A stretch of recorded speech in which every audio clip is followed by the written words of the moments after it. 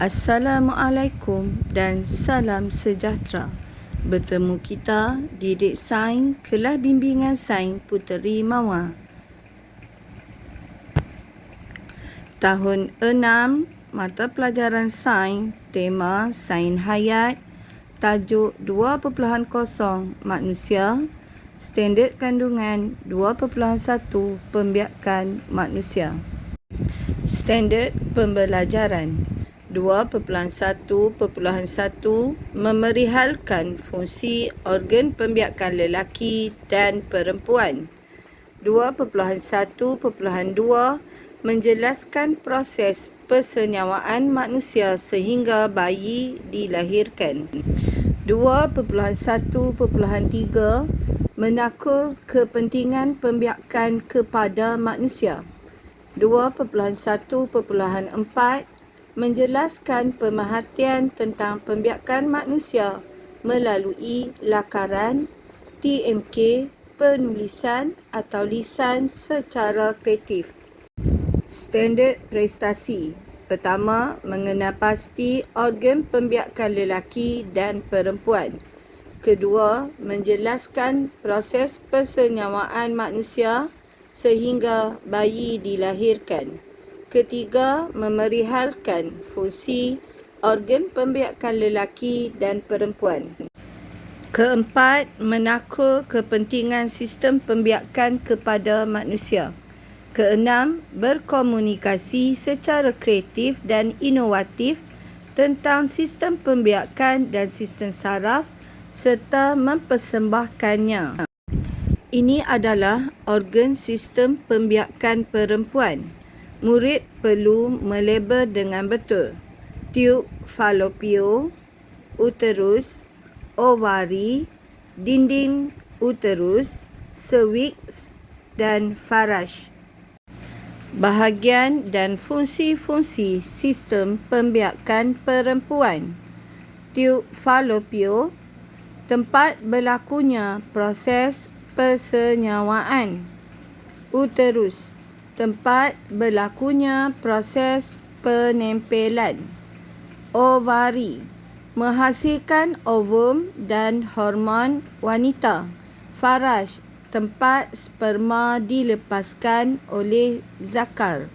Cervix, menghasilkan bahan membunuh bakteria.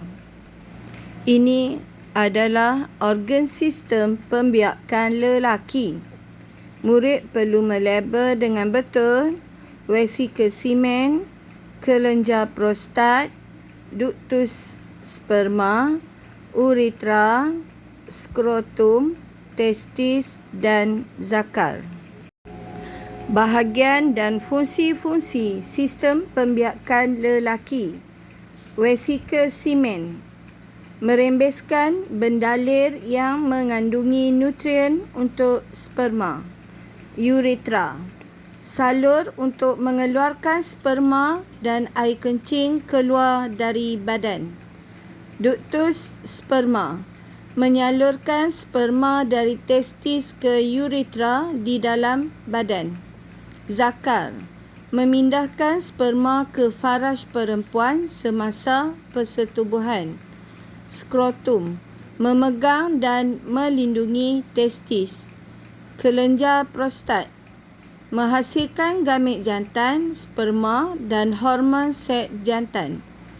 Testis, menghasilkan cecair yang berkhasiat dan melindungi sel sperma. Adakah murid-murid tahu apakah kepentingan sistem pembiakan manusia? Kepentingan sistem pembiakan manusia. Pertama, melahirkan anak. Kedua, memastikan kehidupan berterusan. Ketiga, ciri-ciri warisan dapat diturunkan. Lengkapkan fungsi setiap struktur dalam sistem pembiakan lelaki. Jawapan disediakan di bahagian atas. Selamat menjawab. Lengkapkan fungsi setiap struktur dalam sistem pembiakan perempuan. Cuba menjawab. Sila semak jawapan anda. Betulkan sekiranya salah.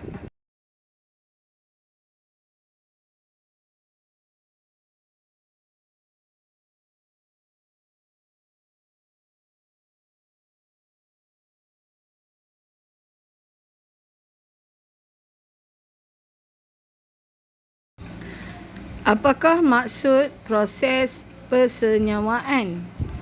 Proses persenyawaan ialah pencantuman sperma daripada lelaki dan ovum daripada perempuan.